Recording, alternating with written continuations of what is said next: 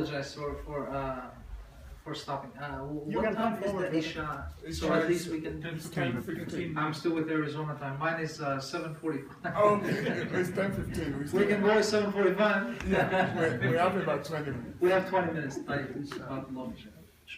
Inshallah. I'm sorry. What I see is greed. It's a greed of power, greed of money.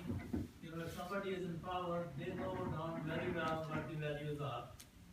But they don't want to let the power go, so they create institutions and they install teachers in there which bring the kids up right from the beginning, thinking their way.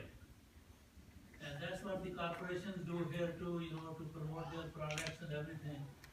You know, one country will have more emphasis on being Sunni, the other will have Shia, and then Sunni country is telling the Shias are Kafirs, the Shia country is telling Sunnis are Kafirs, and this animosity, and then the neighboring countries, you know, if you are ruler in one country, you want to destabilize your next door neighbor to get their resources and to get them, you know, under your shoe and all those things, you know. So that's what I see, and Muslims don't realize.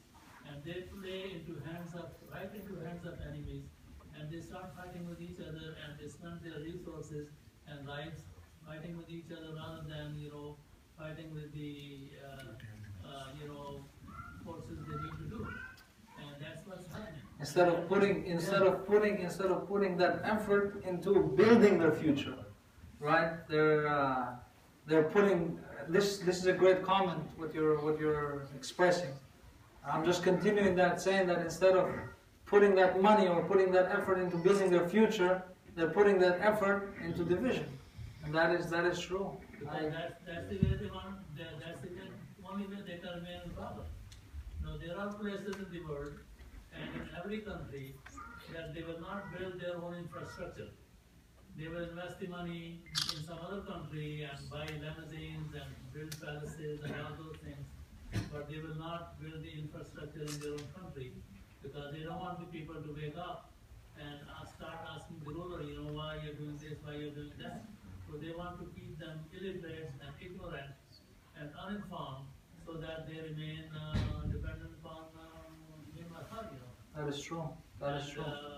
You know, it is sad, but inshallah Allah subhanahu wa ta'ala, as He says in the Quran, لا يغير الله ما بقوم حتى يغيروا ما بأنفسهم. And there's another hadith that says, كما تكونوا يولوا عليكم. The way how you are, you're going to have a leader pretty much. The way how you are, you're going to have a leader. And Allah will not change the condition of a nation until they change their own condition, you know. That's the way it's going to continue for Brother, there's a... We hope, inshallah, we have to make dua, we have to, like I said, spread the word. Just one more. And brother, if you let me, actually, I have From one. sister? Yeah. Sister? Yeah, give a chance to the sister. Yeah. Sister Lisa? Sheikh, thank you very much for your presentation, and may we all benefit from it, inshallah. What advice would you give to our young people who are our next generation to help the condition of the ummah, because they're going to lead it? inshallah. Wallahi, my advice is the advice of my sheikh. When you ask him a similar question like this one, he would give one answer, very short answer, which is the primary answer, and anything else is around it. Ittaqullah wa yu'allimukumullah. Be righteous, be aware of Allah subhanahu wa ta'ala, and God is going to take care of teaching you, of guiding you and taking care of you. So as long as that is there, then everything else is going to, inshallah, get better in our youth. One of the important things that I am proud of our youth here in America. I am proud of our youth in America. I see them, mashallah, great force, and Islam is going to be spread by them. You know, there's no doubt about it. We see in Arizona, where I come from, they, mashallah, they organize so many events. They are so in touch with their own community, but also with non-Muslims as well. They're spreading the message over there, out there. One thing though that I see often is a lot of them, they give up their own values in order to fit into a particular group. And that is something that we have to really emphasize as parents, as community leaders, as mothers. We have to emphasize a lot in our youngsters not to give up their own values, because these are our values. This is what makes us who we are. And we have to make them feel proud of these Islamic values. So we don't want them to feel, intimidated or to feel, That's the thing that I would suggest that we emphasize more, inshallah, and it can have some positive impact. Brother, again, thank you very much for your time coming over here. So I have a very quick question. Probably, actually, I was wondering, why didn't you cover? Probably there's a wisdom behind that. Why didn't you do that? So you saying that actually, we as Muslims supposed to do the right thing and forbid the evil, right? So, but there is, in the information age, there's a lot of attack on Muslims to portray that even what Muslims consider as good is not good. I hope you understand what I'm trying to say, right?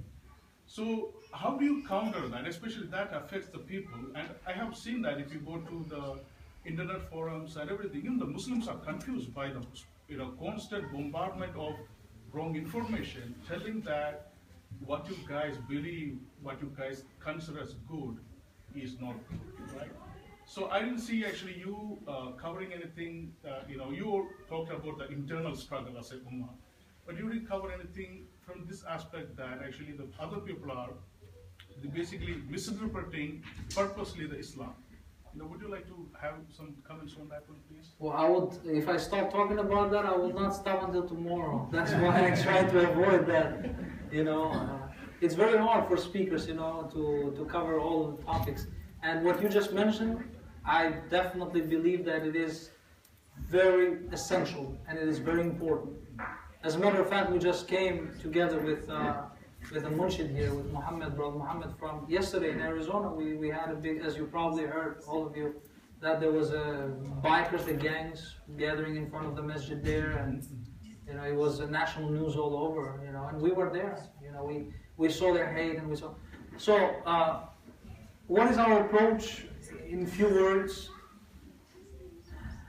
وَإِذَا خَاطَبَهُمُ الْجَاهِلُونَ قَالُوا سَلَامًا. Allah subhanahu wa ta'ala has given us clear directions, clear, If the ignorant people approach them, say peace, they say. خُذِ الْعَفْوَ وَأْمُرْ بِالْعُرْفِ وَأَعْرِضْ عَنِ الْجَاهِلِينَ. Take the forgiveness, so forgive people, overlook them, and stay away from the jahils, stay away from the ignorant people. If our level of knowledge increases, if our awareness in our communities, in Muslim communities, increases, no matter what these haters, racist people do, it's not going to impact at all. It's not going to impact at all. Because when the truth is put in front of the falsehood, the truth always wins. Umar radiallahu anhu, I'll give you this example. He was sitting at his place when he was a Khalifa, and this commander from the army comes to him and he says, Ya Amir al-Mu'mineen, we won the battle. And he says, when did we win the battle? He said, we won the battle this day, whatever the day was, early in the morning. And we started early in the morning and we won the battle before the sun set. And the Amir al-Mu'mineen started crying. And his beard was full of tears. And this commander says, Ya Amir al-Mu'mineen, says, why are you crying? I'm giving you good news that the Muslims, they won the battle in one day. And he says, I'm crying because, he said, it took this long. He said, how? He said, well, when the truth, he says, faces the falsehood, there is no way how the falsehood can stay in front of it. There's no way. But it is our sins that are delaying that, he says. It is my sins, he says, he talks about himself, my sins, or your sins, he says, that is delaying the truth to overcome the falsehood. So I believe our situation right now, I mean, you have Shaitan that is doing his job. The more you come towards the end of time, the more active he's going to become.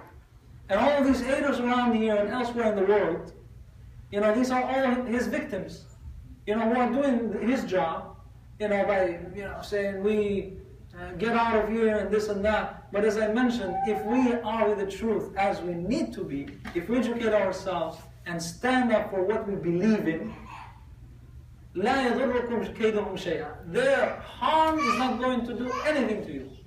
Nothing is going to do to you.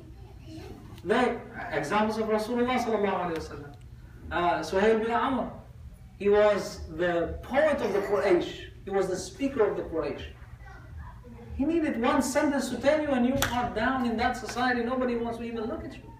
He says to you one sentence, talks about you one sentence. The whole society says, "MashaAllah, this is our leader." This is how the people were back in the days, Great speakers. So, he was captured as a prisoner in the battle of Uhud. And Khalid bin Walid goes and he says, Ya Rasulullah, he says, let's knock his teeth off, he says. So this way, he will not have a chance to speak against you. To belittle you. And Rasulullah sallallahu alaihi wasallam, he says, no, ya Khalid, he says, how can I do that? If I harm one limb of his body, Allah subhanahu wa ta'ala is going to intimidate me and harm me in the day of judgment, he says. Therefore leave him. This is the behavior of Rasulullah sallallahu alaihi wasallam. And this is all what these people want. They want us to behave in a certain way, like in a third world country people, there is no police, so let's just, stand up and let's just fight with them. This is what they want, And we should not fall victims of that. I think we are above that. As Muslims, we are above that. And as long as we are with Allah subhanahu wa ta'ala, as long as we do what we are supposed to do, even though there might be incidents, even though some people, they may even be murdered, we still should continue. However, and I'm not saying we should not speak up, we should not try. No, we have to speak up. Especially the leaders. They have to do a good job in speaking up, being in the media, writing articles, everybody contributing, But however, we should not fall victims of their provokings. That's what I believe. This is the right way I believe it is. And if it is, may Allah subhanahu wa ta'ala make us from those, inshallah. From the word. We're going through a painful process, but pain can be from death and pain can be from birth. In 1923, we went through the pain of death, and then we were in coma, which now seems calm to us because we were in coma. And now it seems that we are going through rebirth, and a lot of people are upset. But it seems I'm very hopeful because I see hope everywhere. Exactly. This is what I was going to say as well. MashaAllah, barakallah feek, you mentioned that. It is Islam. When I mentioned to you the Prophet sallallahu alaihi wasallam, brother, Islam is in this country as it was during the time of Rasulullah when he first came in that society. That's why the Quran, there are so many verses, telling the Prophet ﷺ, stay away from them, ignore them, focus on your own thing, just ignore them. And that's what made Prophet ﷺ, successful in his society and, dominate the whole world at that time. Sisters, yes, go ahead. Assalamu alaikum, brother. I just want to say thank you so much for coming, and I hope you have a chance to come to Bettendorf, and everyone comes to Bettendorf to hear you again. And I wanted to say thank you for bringing up that we should take care of nature, we should take care of earth, Allah subhanahu wa ta'ala gave us the earth to enjoy, but to take care of it too. Thank you. Thank you, barakallah feek. Thank you. Assalamu alaikum. Alaikum salam. I just want to comment on being in touch with the community, because most of the time when you talk to a lot of non-Muslims, that's the point they come at you. Like, what do you do for the community? Like, sometimes we are out of touch of what's going on outside. Just like you said, Islam is not just in the masjid, it's on the outside. And I think that's the problem nowadays we have. Because of, I think the Islamophobia, as Muslim, we are kind of scared to go, to talk to them, even if it's a good thing about that community. Because the first thing they said, oh, what about, what you did, 9/11? Or what about, what they did recently? So I think, we have to, educate ourselves on, on the outside, and at the same time, like have, ground up an idea in order, to talk to them. Because most of the time when you talk to them, that's how they come out to you. Like, what have we done as, as a society in here in America? It's exactly, it's right, and it's a struggle that we're going these days and these years. It is a true struggle. Maybe the generations after this, they're not going to go through this, but it is for us, it is a true struggle, where the crime is being increased and all of that. But Allah subhanahu wa ta'ala will reward, this generation with whatever they can. Related to what you were just saying, I think the more diversified we are as people too in this society that we live, the more effective we're going to be with these people. You have so many Muslims who are, I love doctors and being doctor. I mean, we need doctors. We need so many. But raising, and this is not criticism, this is not like a big issue, but I'm just giving as a very kind of a simple example, like a random example. But, focusing on children only to become doctors and saying, you know what, we need no politicians, we need no imams, and just be doctors, that is a problem. Raising children to be, for example, all imams, that is wrong too. You need to have drivers out there. You need to have people who are going to work in media. Nowadays in media, we need a lot of help. Because it's all about media. We need help in politics. We don't have Muslim politicians out there. That's, if our communities start rounding up and they are present in these different spheres in life, then things start changing drastically. They will see a big change. This is how they did it before, the generations before. I mean, like the Jews, Mexicans. You don't have many Mexicans here, but where I come from, in Arizona, California, as half of the population is in California is Mexican. So they have worked into these different things, going and becoming, having different professions, diverse. Inshallah, this is our time that we're struggling. Many communities before in America, they struggled. African Americans here, they had their own struggles that we did not go through what they went through. Jews, they struggled in other places. You have, as I mentioned, Mexicans who are still being treated as second-class citizens. Now it's a turn of Muslims. I know myself what I go through when I go through the border. I go through 3 hours in the border there, and I just have to sit patiently. What can I do? We opened, alhamdulillah, a masjid in Mexico there. And nearby Arizona, there's a state called Sonora. So each time I come back, I know that I have to wait there for like 3 hours. Same questions every time I go through that. But what can you do, I understand that this is a part of, it's a time that I'm in. And, just be patient about it and just, inform them. I want to ask you some very academic question. And since you are an imam, I want you to talk something about Maqasid al-Sharia. Imam Shatibi has written very extensively on this one. And this topic, Maqasid al-Sharia and Sadd al-Rai, which is called essentials and embellishments of the religion, are becoming a very essential part in modern times. How to interpret the Sharia in time scale, in stratification, for example, in understanding the Quran, in understanding the hadith of Rasul sallallahu alaihi wasallam, and the existing times as they're coming towards. And how to apply these stratifications of the knowledge, both from Aqidah point of view, from the fiqh point of view, and then from Mu'amala point of view. And how to put it in Maqasid al-Sharia and Tahsiniyat, the essentials, the embellishments.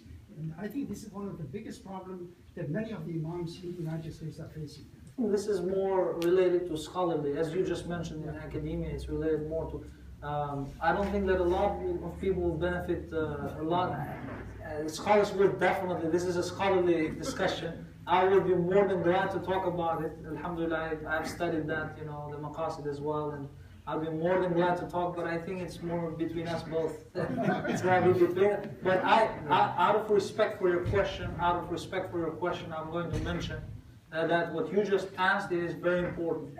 It is extremely important. But as I mentioned, it's mainly for the elite of the Muslims. And I see your passion and your love for that.